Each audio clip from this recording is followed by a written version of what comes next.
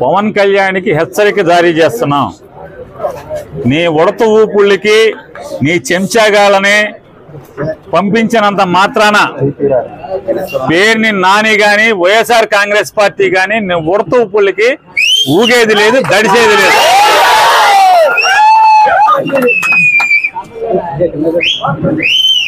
రాజకీయాల్లోకి సినిమా నటుడై 4 డాన్స్లు వేసి నువ్వు వచ్చి నీ ఇష్టానుసారం ఎవరిని పడితే వాళ్ళని నోటుకొచ్చినట్టు మాట్లాడచ్చు. నోరుకి అదుపు లేకుండా ఏది పడితే అది మాట్లాడచ్చు. ఒక సిద్ధాంతం ఉండదు. నిన్నేమో కులం లేదంటావు, నిన్న మతం లేదంటావు, ఇవాళేమో మతాలని రెచ్చగొడతావు.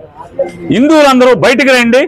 అదే చర్చిలోనో మసీదులోనో ఏదైనా జరిగితే వాళ్ళందరూ రోడ్డెక్కరా, వాళ్ళకు చూసి వాళ్ళకున్న ఐకమత్యం కూడా హిందువులకు ఉండదా అని మాట్లాడుతుంటే ఈ రకంగా సమాజంని కులాల పరంగా మతాల పరంగా ఎన్నికల ముందు వరకు కులాల పరంగా రెచ్చగొట్టి ఇవాళ మతాల పరంగా రెచ్చగొట్టేటువంటి దౌర్భాగ్య నీచ రాజకీయాలు చేస్తున్నటువంటి పవన్ కళ్యాణ్ని ఎండగట్టాను.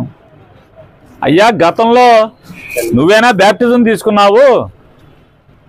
గతంలో నువ్వేనా బ్యాప్టిజం తీసుకున్నా అని చెప్పావు. నువ్వే కదా ఆయన, నువ్వేనా?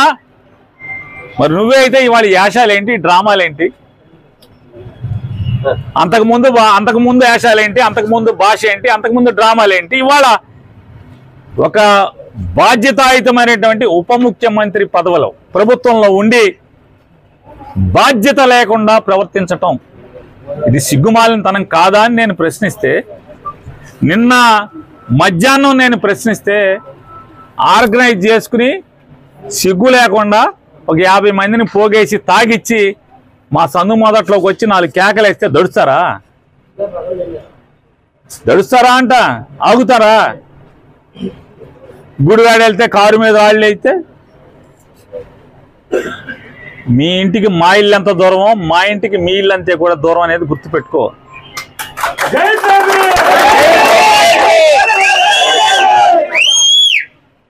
రెచ్చగొట్టి ఆర్గనైజ్ చేసి తాగిచ్చి తాగుబోతుల్ని కిరాయి రౌడీల్ని మా సందు మొదట్లో కూర్చోబెట్టి 4 అరుపులు అరిస్తే నువ్వు వాళ్ళు డౌన్ నాని అంటే ఈ మా వాళ్ళందరూ కూడా 400-500 మంది, నీ దగ్గర 50 మంది ఉంటే వాళ్ళు 400-500 మంది చేరారు.